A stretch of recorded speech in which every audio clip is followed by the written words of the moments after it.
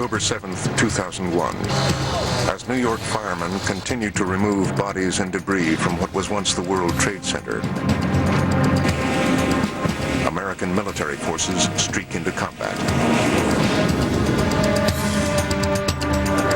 The war on terror is a surprise to no one, but what form the coming battles will take, even defining exactly who the enemy is, remains unclear.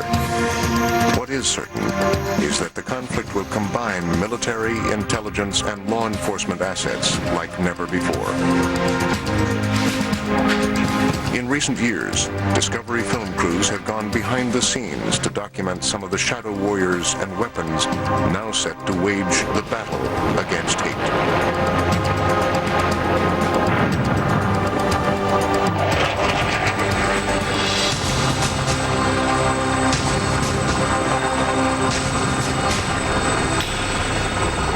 On my orders, the United States military has begun strikes against Al-Qaeda terrorist training camps and military installations of the Taliban regime in Afghanistan. As Bush speaks, the flight decks of American aircraft carriers in the Arabian Sea glow and rumble with the tools of war. Aboard the USS Carl Vinson and USS Enterprise, 10,000 sailors launched their F-14 Tomcats and F-A-18 Hornets into the night.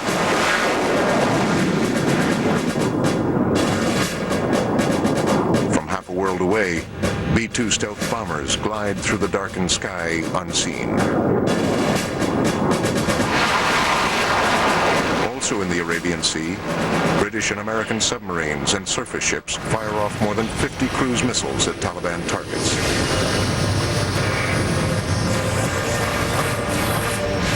Each of the $2 million missiles will find their way using global positioning satellites. From a British base in the Indian Ocean, 13 B-1 and B-52 bombers head off for Afghan airspace. Somewhere beneath them, U.S. and British Special Forces teams await their arrival to help designate targets on the ground. American airmen focus on taking out the Taliban regime's eyes and ears, TV stations, electric plants, command and control systems, air defenses. Warplanes also target the opium processing plants that the enemy has used to help export violent extremism to the rest of the world. Al-Qaeda terrorist training camps are scattered across this mountainous nation the size of Texas. These will be struck repeatedly in the coming days. In the initial assault, pilots aim to cripple the enemy's airfields and aging Soviet MiG-21 fighters based there. Not a single Taliban pilot comes up to meet the American planes. Weeks before the bombing campaign even began, men like these were quietly dropped into Afghanistan on a moonless night.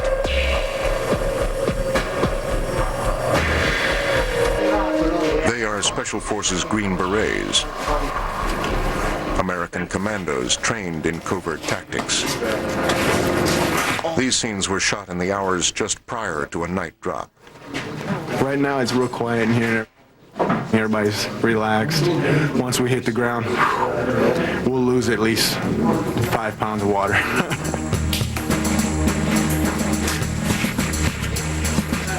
They are lightly armed. Most are equipped with the M4, a modified M16. More or less. It's like an M16, shorter barrel, retractable stock. Get the ground, just pull it out, your weapon's ready to go. You also get a magazine inside, so you go ahead and place it inside the weapon. You're ready to fight if you have to.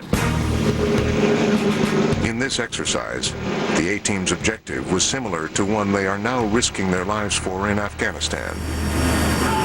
To travel to hostile territory, make contact with a guerrilla resistance force, and train them to overthrow a despotic regime. For the A-Teams now in Taliban territory, a night jump like this one was the most likely way in.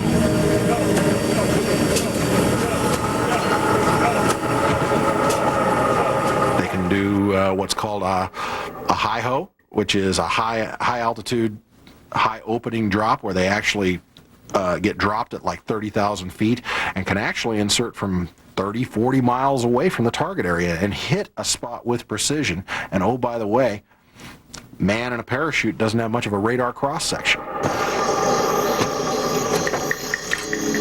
Once on the ground, they would remain still to let their eyes adjust to the dark.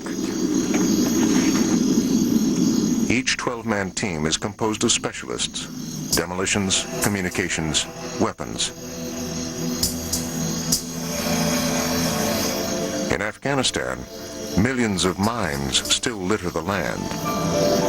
They will be an ever-present danger for the A-teams searching for terrorist bases there.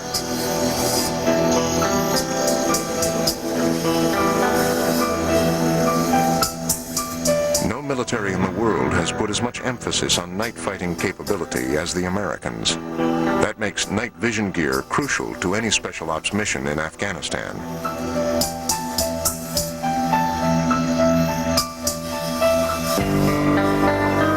You're looking for movement, you're looking for possible enemy tracking you, and you're moving slow. And then you, like around here, you got a lot of loud locusts, and that masks you moving a lot.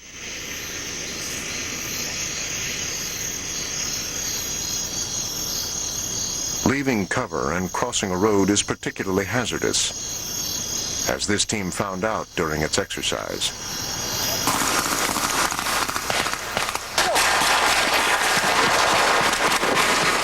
Hey, you got a man down! Clear that area! Secure it! The biggest element to guerrilla survival is mobility. He has to be able to move at a moment's notice and move out of an area and stay fluid so the enemy can't pin him down or back him up against someplace where he can't get out of and crush him. Although the Pentagon will not comment on ongoing operations in Afghanistan, the Green Beret teams now in Taliban territory are likely doing all they can to avoid a firefight. Their goals early on would be to designate targets for any upcoming bombing campaign, to watch, to listen, and to relay this data back home without being caught. They're watching. It means they're gathering. It means they're probably putting eyes onto things that people think are important. SF teams have portable SATCOM transmitters and receivers. They're able to actually hook up voice communications, laptop computers, digital cameras, still frame video, thermal imagers, any number of GPS receivers. They can actually transmit that high rate through satellites from a concealed position anywhere in the world. And I guarantee you, the Department of Defense is making that satellite bandwidth available to them in any amount they want.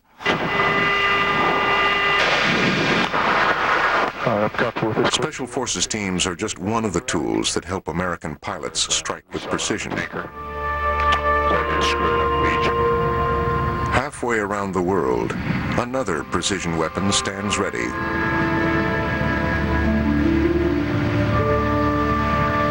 Like Special Forces commandos, it too relies on stealth.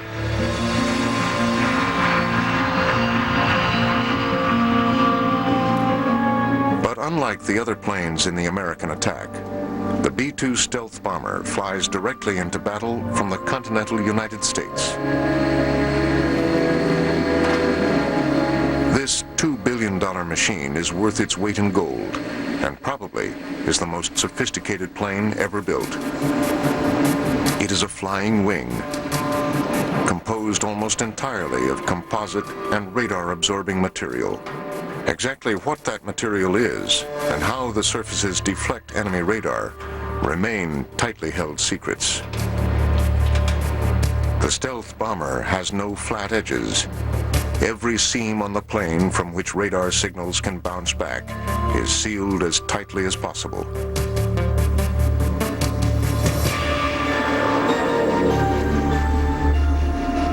A decade after the Cold War, the B-2 still dwells in the shadows of the secret world. Originally designed as a nuclear bomber, the B-2 has been reborn as a conventional one.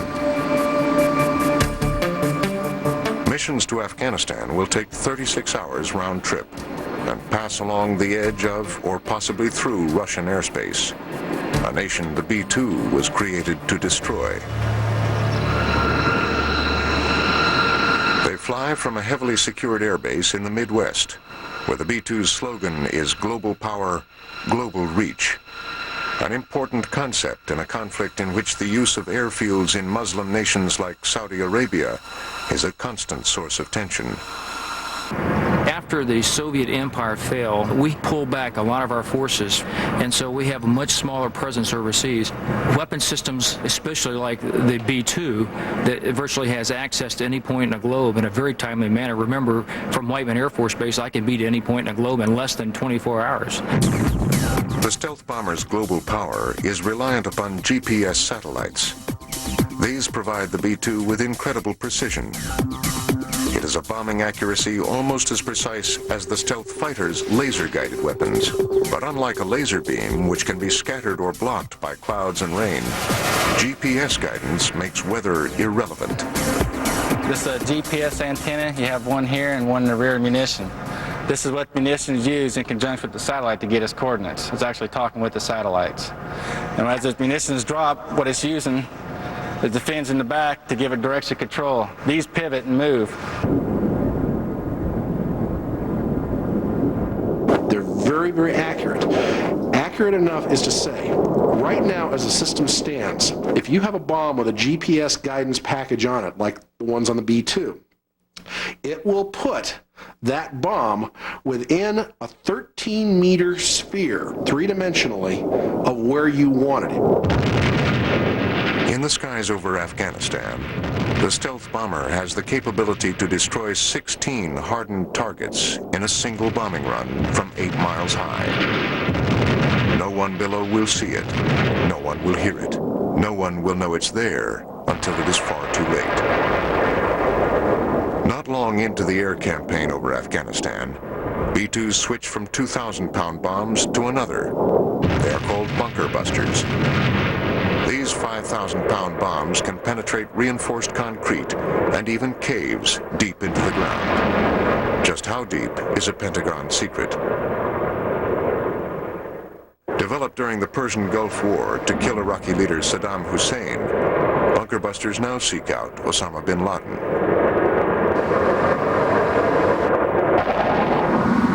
Less than a week after the bombing campaign in Afghanistan begins, the air war becomes, in an old bomber phrase, a grand tour.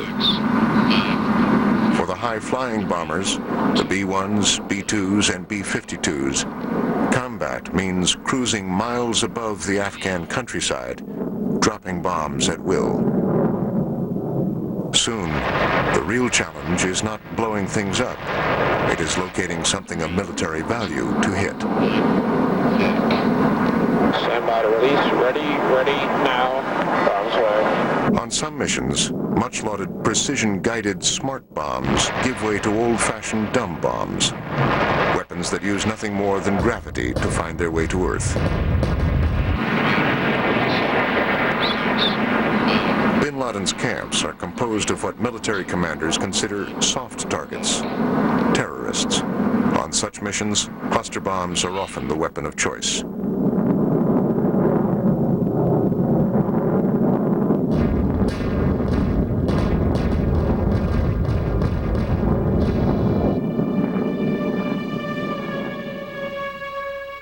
As the bomb damage assessments come in, one thing seems reasonably clear. Osama bin Laden and many of his commanders have avoided injury. His terrorist training camps were emptied long before the air assault began. Even before the bombs stop falling, Al-Qaeda releases a pre-recorded video statement broadcast by television networks around the globe. The comments, shot in daylight prior to the American attack, make clear that Osama bin Laden is a skilled propagandist. U.S. leaders worry that his speech may contain coded messages to activate sleeper agents in the West. The audio here has been deleted. Osama bin Laden broadcast a message yesterday celebrating the attacks of September 11th. This is the face of evil. After After hearing his chilling words, there can be no doubt that America's actions of self-defense are justified. To the Americans, the video is as good as an admission of guilt for the September 11th atrocities. But some in the Bush administration begin to worry that the focus on bin Laden is too intense, that the war is becoming about just one man. I think that it is misguided and misdirected for people to focus on a face and a name and think that, my goodness, if that were dealt with, we would be free of this scourge. And it's just not true. It would be a dangerous mistake to think that if we were successful in dealing with a single individual, that the problem would disappear. It will not.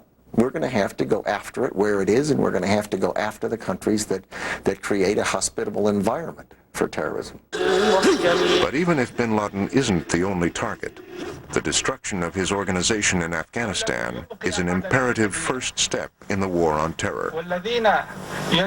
Right now, they are the absolute blue chip in the terrorist world. They are doing operations at a level and with an effect unlike anything any other group has ever done. You take them down, everybody else is a step down from them. And if you can take them down, everybody else is going to start running for cover. These are scenes from a bin Laden recruitment tape distributed throughout the Islamic world.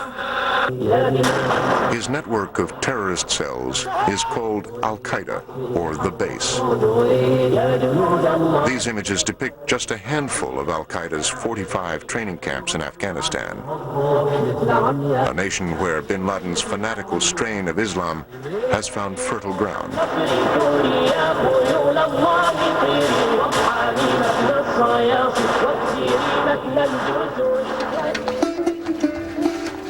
Modern Afghanistan is an oxymoron, a place where a fundamentalist Islamic regime known as the Taliban has given terrorists safe haven for years to launch their assault on the modern world. The Taliban, or students of religion, are the victors of a civil war that swept through Afghanistan after the Soviet Army's defeat here. Few cultures are more restricted. Alcohol, television, and music are forbidden. Women are not allowed to attend school. These are people who want to turn the clock back to a kind of more pure reality where you don't have any of the corruptions of the present, where women don't play the kind of role they might play. They define a pristine existence that couldn't possibly ever come to play or come into existence, and yet this is the mindset. They've dealt with the Afghan people in a brutal, brutal way. Millions of Afghans are starving because of the Taliban rule. They have linked themselves intimately to the Al-Qaeda network. Afghanistan's closed culture and rugged landscape have made it an ideal refuge for bin Laden and his core group, thought to number anywhere from several hundred to several thousand strong. The U.S. knows that he's a very, very difficult target in terms of intelligence, and that he's been extremely cagey, extremely hard to follow. I feel quite certain that if he were an easier target, Tuesday never would have happened.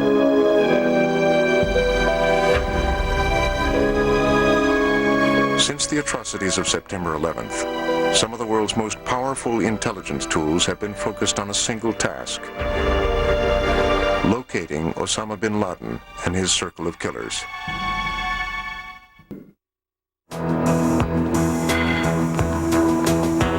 This is the Central Intelligence Agency, the hub of American spying, and home to some of the most secretive weapons in the new war.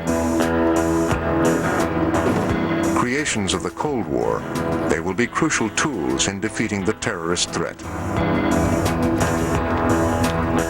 This small network of secret agents will provide the president with information to help shape national security policy and quite possibly locate the new enemy.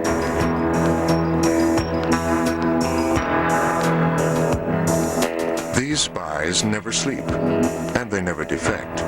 They are America's powerful photo reconnaissance satellites, the spies in space, and they are the nation's most closely guarded secret.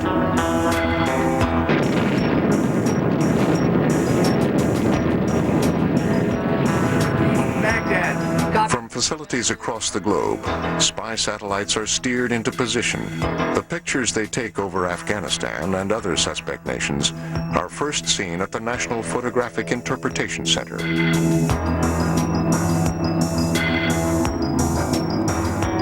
Here, analysts search for biological and chemical weapons factories, as well as terrorist training camps.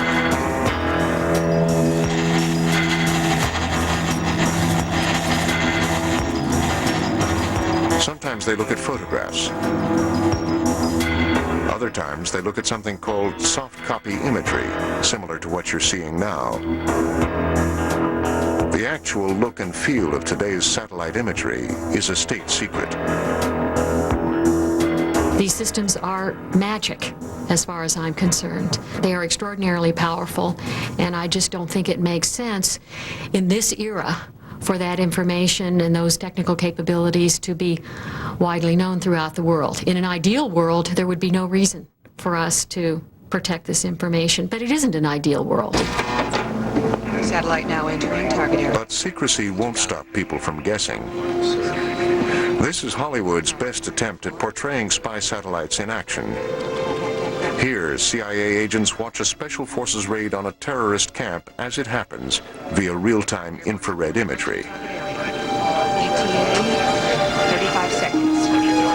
We all rush to those movies to see exactly what they're thinking, because it's always interesting to sort of see, are they leading us or are we leading them? Suffice it to say, we are moving information worldwide very quickly that allows the U.S. to have a very capable intelligence system that's made of land-based, sea-based, and space-based sensors. And if you take all of these kinds of capabilities and put them together, it's something that I think the citizens of the U.S. can be quite proud of.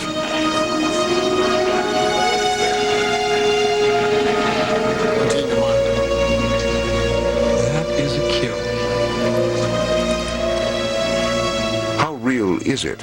Insiders say the pictures look right, but it's physically impossible for any satellite to hover above a target.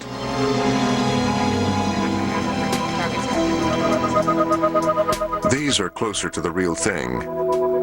KH-11 images taken before and after American airstrikes on a Taliban airbase. Arrows show bomb hits on the runway. 200 miles above Afghanistan, U.S. satellites traverse the sky like passing stars. Some use radar to see through night or bad weather, something the KH-11 cannot do. But like the Hubble Space Telescope, the KH-11 boasts amazing optics with two important differences. It is pointed earthward, and its lenses are adapted to see through the pollution and haze that cloak the planet.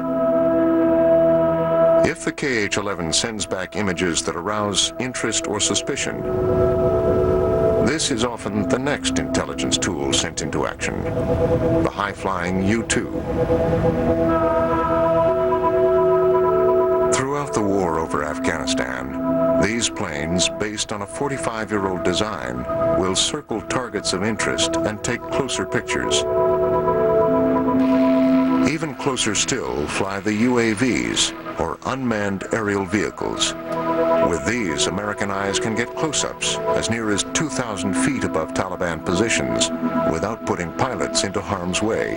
The big difference is previously, platforms that provided you reconnaissance gave you a snapshot just like that. In other words, you got a flash picture, be it a satellite that's whizzing overhead or a manned reconnaissance aircraft that's come zooming by. It takes a photo. UAVs take movies. More importantly, they give you real-time movies of what's happening, and they can sit on top of someone. It gives you the ability to literally monitor someone so they can't go to the bathroom without you knowing what's going on. Whether images from A-teams, satellites, or drones, this is where the data stream ends. a CIA operations center called The Watch.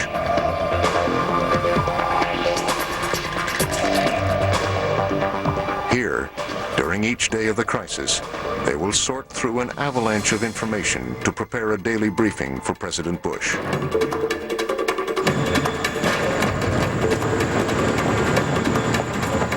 If targets are identified as high yield, America's commander-in-chief has at his disposal an arsenal of high-tech killing machines unlike any other.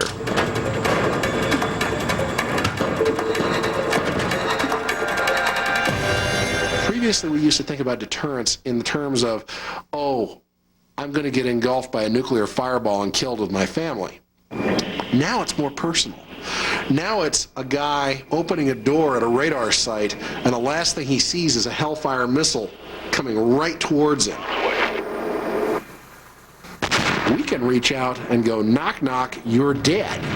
That is a new kind of deterrence. It's a personal kind of deterrence. It's the they're hunting me down personally deterrence. And if you have the ability to target a person or a thing, in other words, if you could target a leader, a Saddam Hussein, an Ayatollah Khomeini, a Ho Chi Minh, a General Giap, and you could put a 500-pound bomb into his sleeping quarters at night, it might have a very real effect on his foreign policy objectives. As microchips and transistors have become smaller and more powerful, the lethality of information-age weapons seems limitless. There's another air defense sector over in the western part of America's infatuation with high-tech weaponry dates back to the victory over Iraq in 1991. And this part of the building here provides some constructural weakness that will be exploited in this attack, and the bomb will hit in this area here. And this is my counterpart's headquarters in Baghdad. We've had stringent guidance with regard to civilian damage, things of that nature. The Pentagon touted precision bombing as a new form of humane war. General Schwarzkopf.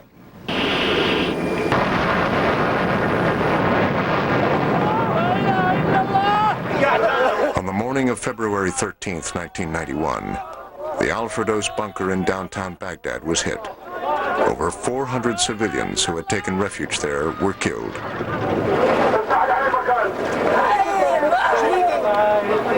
There's so much of the military and civilian tied together that by necessity, if you're going to cripple some country's war effort, you're probably going to have to take out some of what would be, quote unquote, some civilian things too, you know. War's never going to be a pretty picture where you know, you walk around with a little ball-peen hammer over some country and go, okay, ping, ping, ping, ping. We just destroyed all their military and we didn't touch any of their civilians. You know, there's still going to be some collateral damage.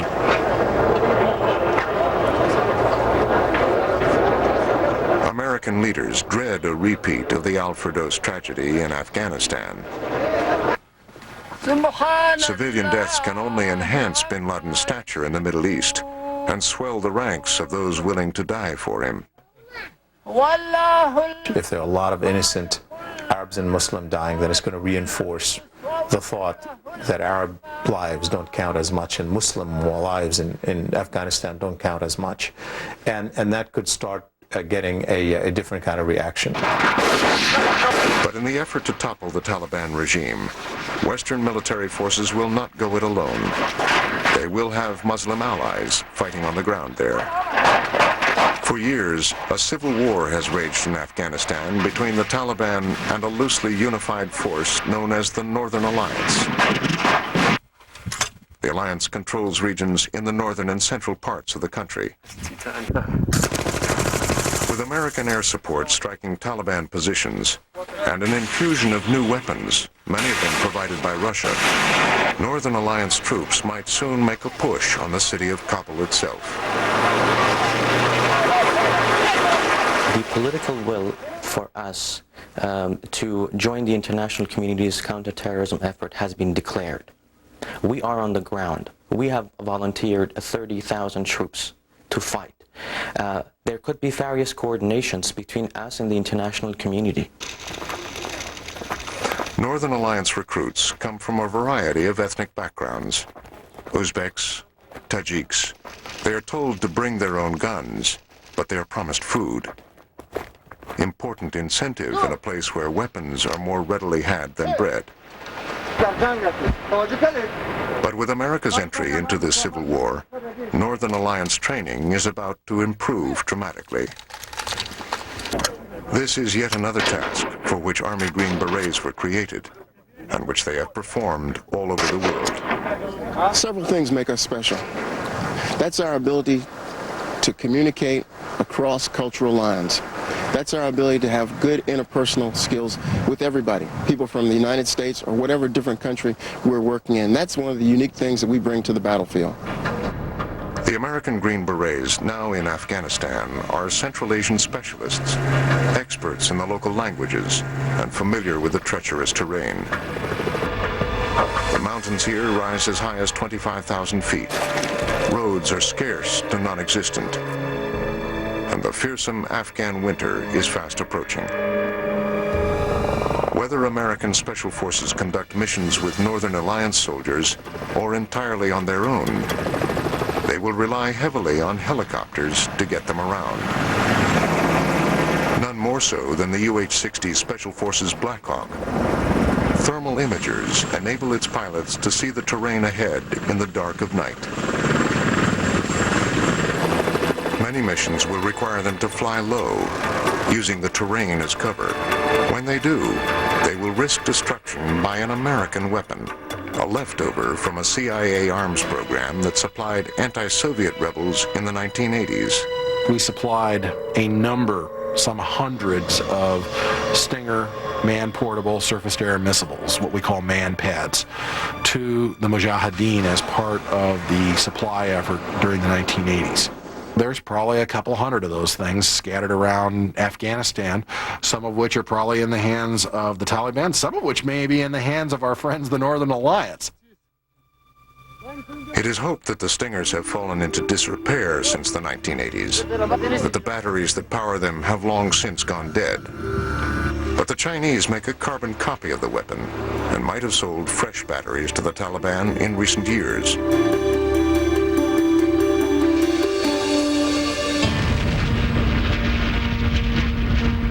Targets are primarily people, and people never stay still. The new enemy wants to destroy us. It's an international movement that is well-funded, that is well-trained, that uses modern technology, the internet, computers to find ways to communicate. It is a movement that is willing to die in order to succeed. In a world of email and cell phones, our ability to hear what goes on might be more important than our ability to see it.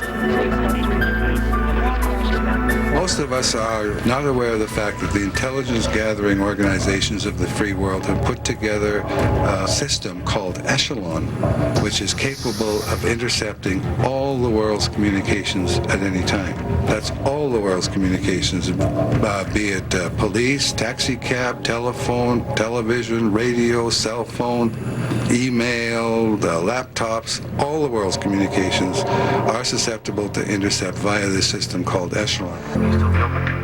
Freed from the old constraints of copper wires, voice and data information flow freely over satellite, microwave, and fiber optic links.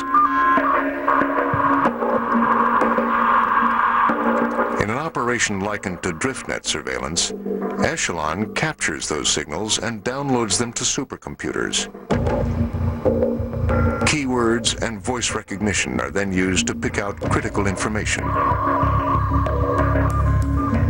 Even with these new weapons, the challenges that intelligence experts face are significant. Bin Laden himself is said to communicate primarily through couriers and seldom, if ever, uses satellite or cell phones. His foot soldiers were more sophisticated. Some of the hijackers might have communicated with email encryption programs that can be bought at any computer store and that are almost impossible to decipher. And even if such messages can be decoded, The real challenge in today's war on terror isn't necessarily getting the information, it's sorting through it. The question is how swamped you're going to be. One sort of analogy or example that is often used is that it's like drinking out of a fire hose, that you have an enormous flood of data coming in and you don't have the capacity to process it all. So it's a question really of being selective. Critics now charge that the terrorist attacks in New York and Washington represented just such a failure on the part of American intelligence agencies. In the case of every strategic surprise in history, the issue is never, did you have a shortage of information? The issue is, how did you interpret the information you had? I am convinced that we will find that there was no shortage of information, no shortage of indicators. It is now known that in the weeks prior to September 11th, 2 of the hijackers had been tracked into the United States by the Central Intelligence Agency. The CIA then forwarded this information to the Federal Bureau of Investigation, the people responsible for dealing with terrorist threats within the nation's borders. We're spies. That's what we do best. The FBI investigates, and they do it extraordinarily well. Neither intelligence nor law enforcement is the total answer to terrorism. But by fusing the two together, you have a very powerful weapon which has an impact. But in the weeks leading to September 11th, communications between the two agencies broke down. We downsized the intelligence community way too fast. A lot of people don't realize that the cuts that came at the end of the Cold War resulted in roughly a third of the end strength of the U.S. military, but over half of the intelligence community.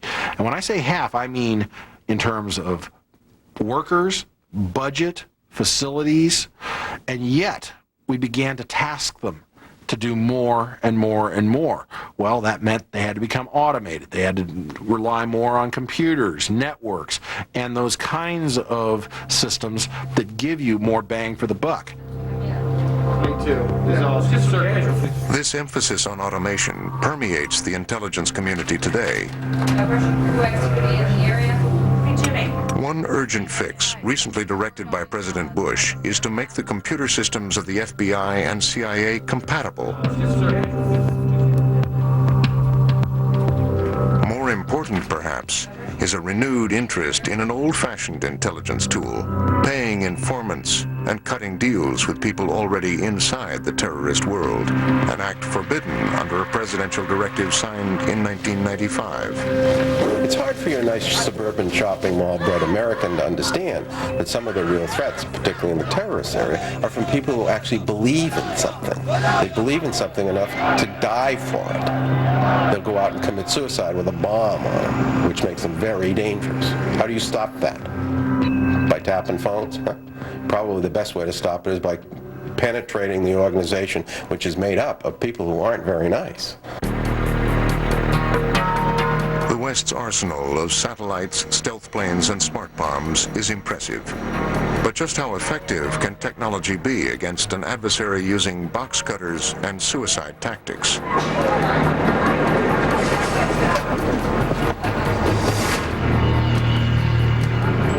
If the intelligence services are to stop another September 11th from taking place, it will require a real understanding of the enemy we face.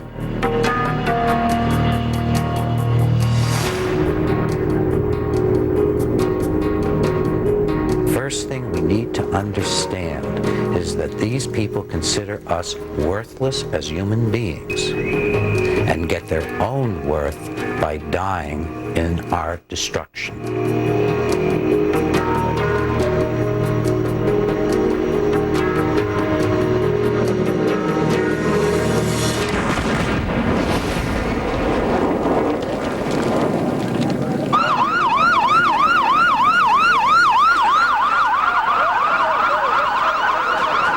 We need to understand that unlike ordinary human beings, and indeed unlike their own leaders who are trying to stay alive, these people have so demonized us and have so little worth for their own unique existence that they will die to destroy us. Many Americans now fear that their streets will be no safer than the ones in Palestine and Israel.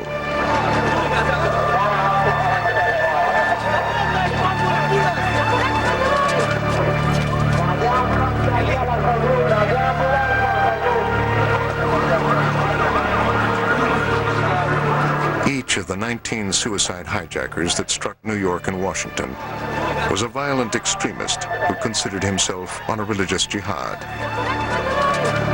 Since 9/11, Western leaders have taken great pains to separate what happened in New York and Washington from the Islamic faith. It is important to remind the world that the battle is against terrorists. It's not against a religion, it's not against a race, it's not against a nation, it's not against a people. It's against terrorists.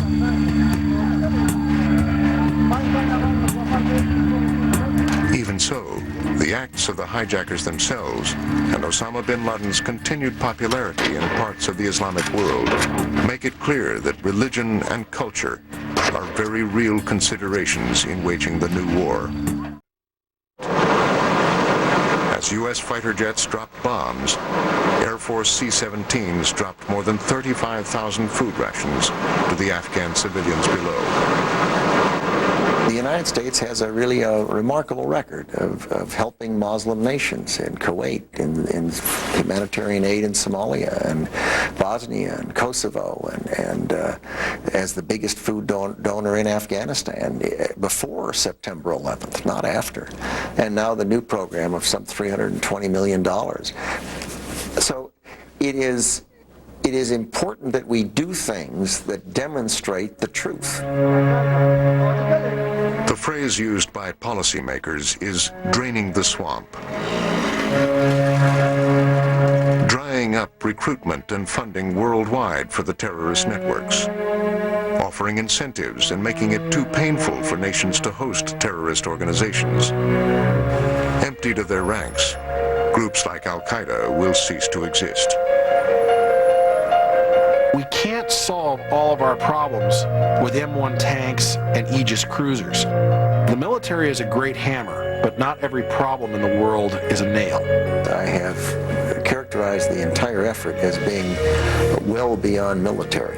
Military, to be sure, both overt and covert, which would include special ops, but also financial and economic and political and diplomatic. For now, where and when the coming battles will be fought remain questions no one is yet capable of answering. What is certain is that public relations and humanitarian aid will play a unique role in the conflict. New kinds of weapons in a new kind of war. Images from the Bin Laden training video show how far apart two worlds can be, and offer a vision of the future if hate and hopelessness remain unchecked. All kinds of extreme behavior, be it substance abuse, gangs, terrorist organizations, all come from a common thread, and that thread is hopelessness. We need to identify the regional causes why their movements even came into existence and eliminate them. Peace initiatives have to go hand in hand. You cannot just kill people and expect what caused them to become radical in the first place to go away.